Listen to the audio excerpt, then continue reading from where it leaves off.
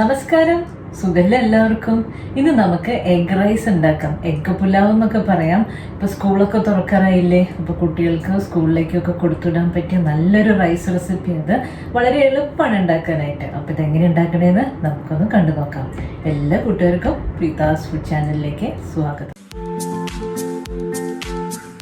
ഞാനിവിടെ കോഴിമുട്ട പുഴുങ്ങിയെടുത്തിട്ടുണ്ട്. അപ്പം നമ്മുടെ കയ്യിൽ ഏത് മുട്ടയാണോ അതൊക്കെ നമുക്ക് ഉപയോഗിക്കാം. കാടമുട്ടയോ താറാമുട്ടയോ അങ്ങനെ ഏത് മുട്ട വേണമെങ്കിലും ഉപയോഗിക്കാം. അപ്പം ഇത് ഞാൻ പുഴുങ്ങിയെടുത്തിട്ടുള്ളതാണ്. നമ്മൾ മുട്ട പുഴുങ്ങുമ്പോൾ നമ്മൾ പുഴുങ്ങാൻ വെക്കുന്ന വെള്ളത്തിൽ കുറച്ച് ഉപ്പിട്ടിട്ട് പുഴുങ്ങുമ്പോൾ ഇതിൻ്റെ തോട് പൊട്ടാതെ നമുക്ക് കിട്ടും. അപ്പം ഇതിൻ്റെ തോടൊന്ന് നമുക്ക് മാറ്റിക്കളയണം.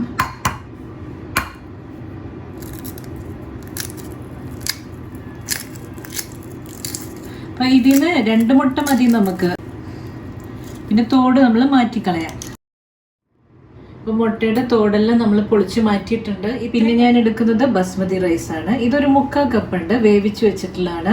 ഇപ്പോൾ ബസ്മതി റൈസ് തന്നെ വേണമെന്നൊന്നുമില്ല, നമ്മളുടെ വീട്ടിൽ ഉണ്ടാക്കിയിട്ടുള്ള സാധാരണ ചോറായാലും മതി.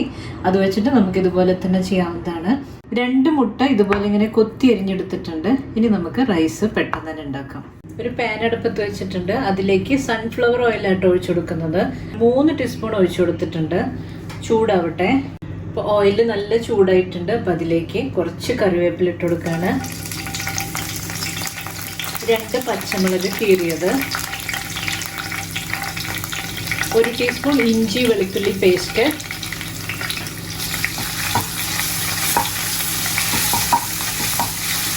1.5 സവാള ചെറുതായി അരിഞ്ഞത് ഇട്ട് കൊടുക്കുന്നുണ്ട്.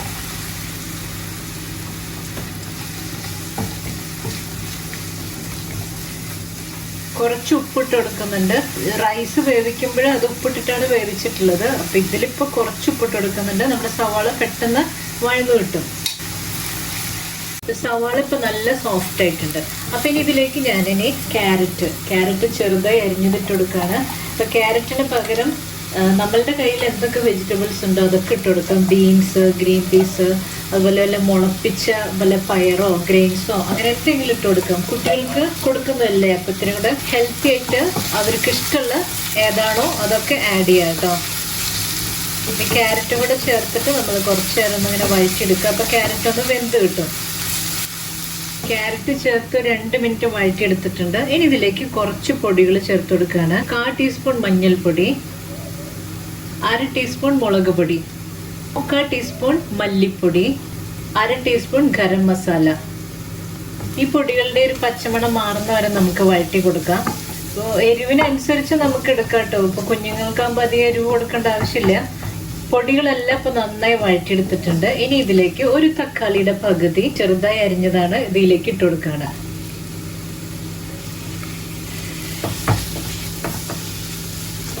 നന്നായിട്ട് യോജിപ്പിച്ചെടുക്കുക. 2 മിനിറ്റ് നമുക്കൊന്ന് മൂടി വയ്ക്കാം. അപ്പോൾ ഈ തക്കാളിയൊക്കെ ഒന്ന് സോഫ്റ്റ് ആയിട്ട് നന്നായിട്ട് ഇതിലേക്ക് ഒന്ന് അലിഞ്ഞ് കിട്ടും. അപ്പം ഞാനിതൊന്ന് മൂടി വയ്ക്കാൻ പോവാണ്. 2 മിനിറ്റ് ഇത് ഇവിടെ ഇരിക്കട്ടെ. 2 മിനിറ്റ് കഴിഞ്ഞു. നമുക്കിതൊന്ന് തുറന്നു നോക്കാം. നന്നായിട്ട് ഇതിനെ മിക്സ് ചെയ്തെടുക്കാം. ഇനി ഞാനിതിലേക്ക് ഒരു കോഴിമുട്ട പൊട്ടിച്ചൊഴിക്കുകയാണ്. നേരത്തെ നമ്മൾ മുട്ട പുഴുങ്ങിയത് കൂടെ മാറ്റി വെച്ചിട്ടുണ്ടായില്ലേ. ഇപ്പൊ നമുക്ക് മുട്ട പുഴുങ്ങാൻ സമയം കിട്ടിയില്ല എന്ന് വെച്ച് കഴിഞ്ഞാല് ഇതുപോലെ നമ്മൾ ഈ മസാലക്കൂട്ടൊക്കെ തയ്യാറാക്കിയിട്ട് 1-2 മുട്ട പൊട്ടിച്ചൊഴിച്ചു കൊടുത്താലും മതി. നന്നായിട്ട് ഇങ്ങനെ ചിക്കിയെടുക്കാം.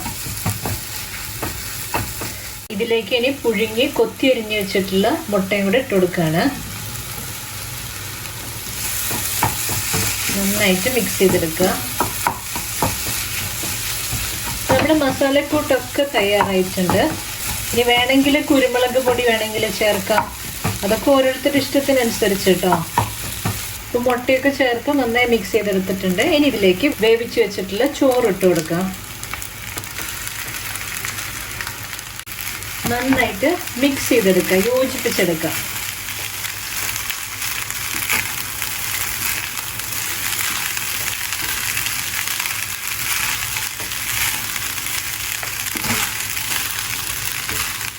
ഈ ഒരു റൈസ് തന്നെ മാത്രം മതി കുട്ടികൾക്ക് ലഞ്ച് ബോക്സിൽ വെച്ച് കൊടുക്കാനായിട്ട്. വേറെ കറികളുടെ ആവശ്യമൊന്നുമില്ല. വളരെ എളുപ്പത്തിൽ ഉണ്ടാക്കാൻ പറ്റിയ റെസിപ്പി അല്ലേ ഇത്. നന്നായിട്ട് ഇങ്ങനെ മിക്സ് ചെയ്തെടുത്തിട്ടുണ്ട്. ഇതിലേക്ക് കുറച്ച് മല്ലിയില ഇട്ട് കൊടുക്കാം. നമ്മുടെ എഗ് റൈസ് ഇവിടെ തയ്യാറായിട്ടുണ്ട്. അപ്പോൾ വളരെ എളുപ്പത്തിൽ ഉണ്ടാക്കാൻ പറ്റിയൊരു റൈസാണിത്. കുട്ടികൾക്കൊക്കെ എന്തായാലും ഇഷ്ടപ്പെടും. അപ്പോൾ ഈ എഗ് റൈസ് എല്ലാവർക്കും ഇഷ്ടമായി കാണുമെന്ന് വിചാരിക്കുന്നു. അടുത്തൊരു വീഡിയോയുമായി ഇനിയും കാണാം. നന്ദി, നമസ്കാരം.